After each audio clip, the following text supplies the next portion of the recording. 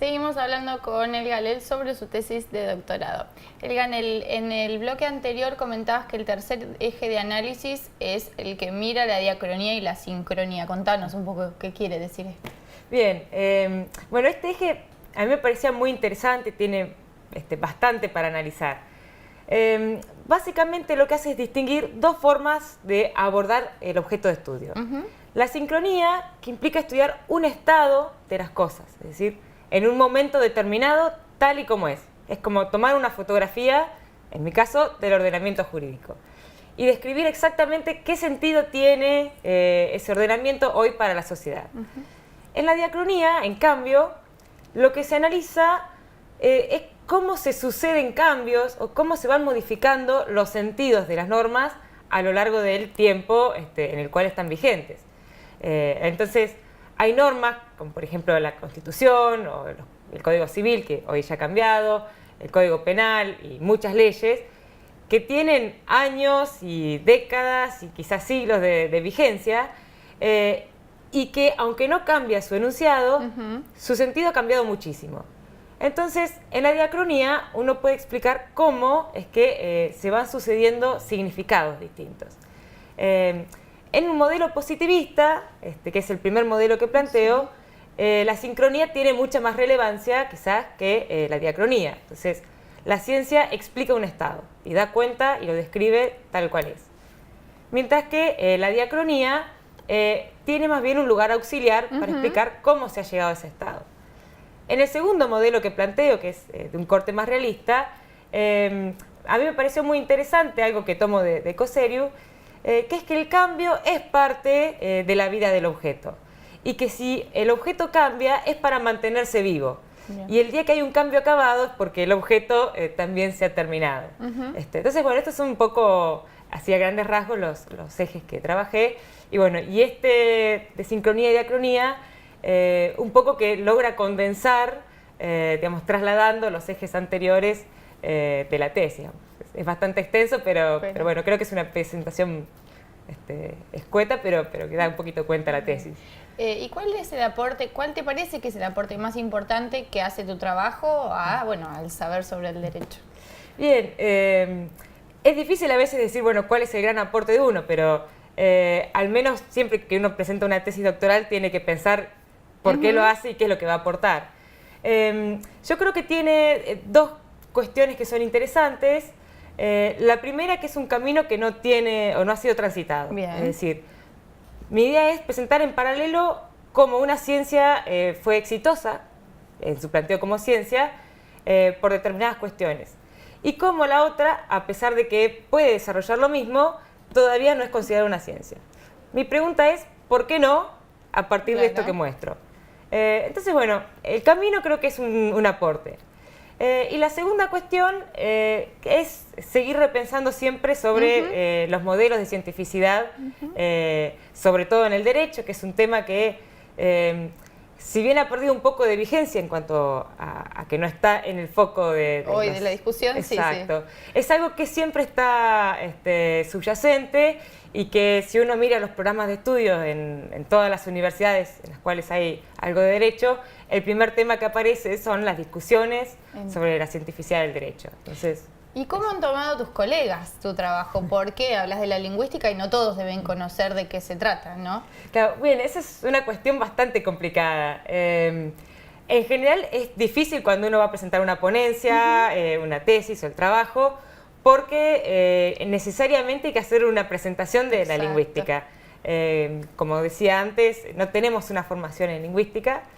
Por lo tanto, bueno, siempre para poder presentar qué es lo que quiero decir respecto del derecho, necesito hacer una presentación de la lingüística. Es un desafío, ¿no?, que hay que tomar. Digamos, en el momento de la defensa de la tesis, para mí fue bastante bueno tener bastante tiempo para poder hacer la presentación completa de dónde vengo, hacia dónde quiero ir, porque bueno, a veces los tiempos también son tiranos, ¿no?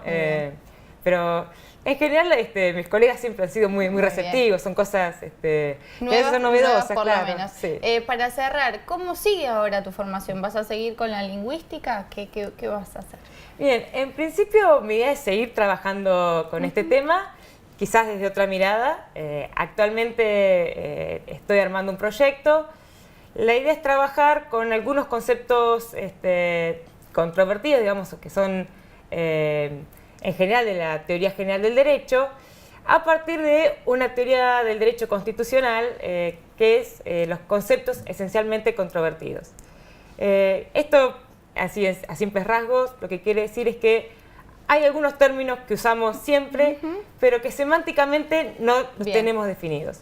Y bueno, creo que puedo incluir un poco estas cuestiones que he abordado de la lingüística para trabajar estos temas. Un nuevo problema. Te agradecemos muchísimo. Muchísimas gracias a ustedes. Nosotros seguimos con nuestro programa.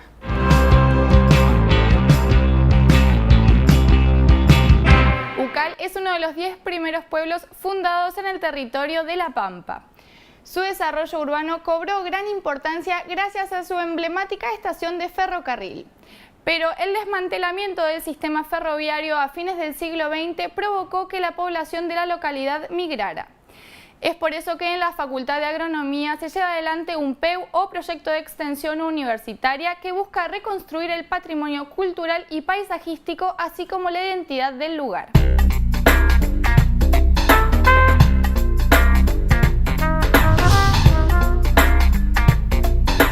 Esto surge realmente por casualidad, porque un día volvíamos con mi esposa de un viaje que hicimos al sur y bueno, vimos un cartel muy sugestivo a la entrada del pueblo de Ucal que decía Tierra de los Sueños Ferroviarios. Y a mí de chico tuve siempre una atracción por el tema de los ferrocarriles, viví en una ciudad en Buenos Aires que estaba rodeada de 2 ferrocarriles y bueno, la curiosidad me llevó a entrar con mi esposa aquí al pueblo y bueno, cuando vi esto realmente abandonado, pero como un tesoro cultural de un pasado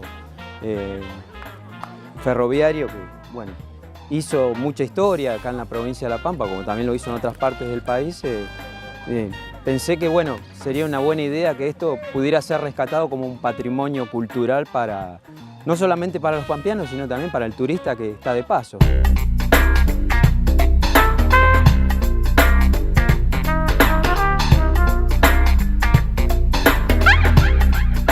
Yendo a esa experiencia de conocer el pueblo allá en 2013, había un teléfono en la zona del parque recreativo donde está la pileta, que también es un predio abandonado, y había un teléfono que decía Asociación Ucal Despierta. Así que bueno, inmediatamente a los pocos días llamamos por teléfono y bueno, nos atendió el presidente de la Asociación Ucal Despierta, nos invitó un día domingo a comer un asado acá, que nos iba a mostrar todo en detalle la colonia.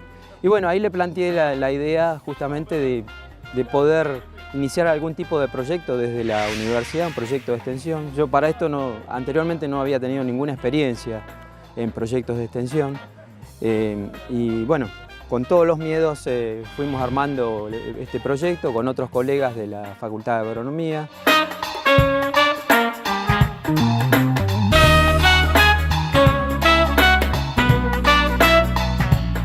Dentro de las actividades del proyecto, nosotros trabajamos desde el punto de vista de la cultura ucaleña, o sea, de rescatar esa cultura ferroviaria, de gente que vivía alrededor de la actividad ferroviaria, en servicios que se relacionaban con el ferrocarril. Gente que no solamente vivía dentro de esta colonia, de este predio de unas 10 hectáreas, donde hay distintas unidades habitacionales, inclusive hay un edificio muy grande que alojaba empleados solteros, pero sino también alrededor del pueblo se habían establecido fuera de la colonia casas. Eran casas que se establecían de manera precaria porque ni siquiera tenían los propietarios un título de propiedad y se hacían con materiales muy precarios, ¿no? Habían muchas de las casas hechas de adobe, de paja y bueno, hoy en día todavía podemos encontrar alguna ruina de esas casas.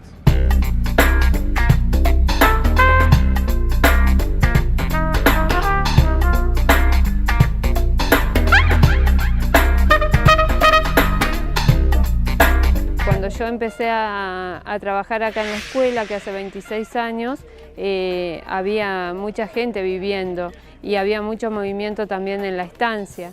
y bueno, luego ya después nos tocó unos años de mucha sequía y la gente se fue yendo.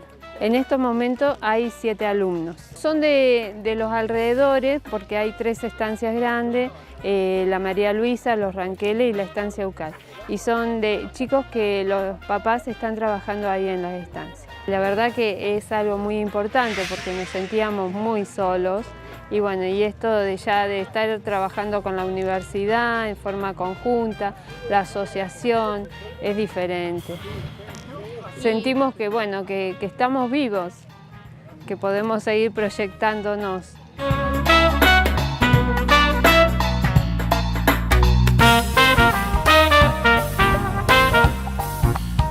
Mi padre me mandó para que aprenda a trabajar en el año 58, estuve 58, 59, 60 y ingresé como mensajero accidental en el ferrocarril.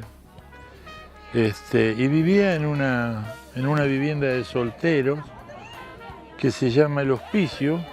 Habían 2 peones cambistas, 2 auxiliares, un jefe de estación y yo, que era el más chico, que hacía de llamador, porque a veces me tocaba trabajar de noche y a las 2 o 3 de la mañana tener que ir a llamar a un guarda para que haga el servicio o que venga a trabajar.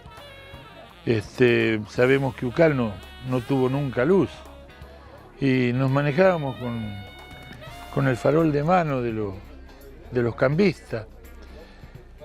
Y después por los caminitos, digamos, ya estaban todos los caminos preparados para ir.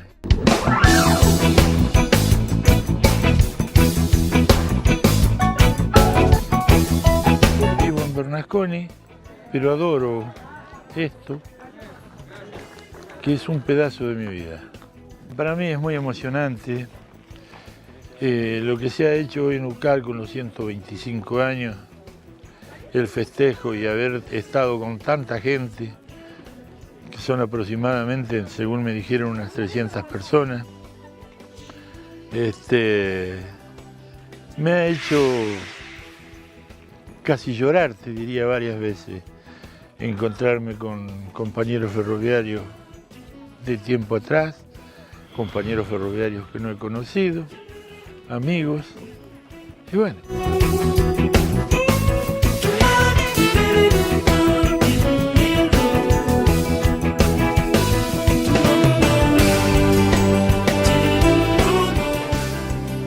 El equipo de investigación trabaja en forma conjunta con la Asociación Ucal Despierta y con la escuela número 118 de la localidad. Por su parte, el establecimiento educativo pretende identificar y valorar los aspectos que hacen distintivo al lugar. Ahora es momento de despedirnos. La vía de comunicación con este programa es ulpamtv@gmail.com. Nos encontramos la semana entrante.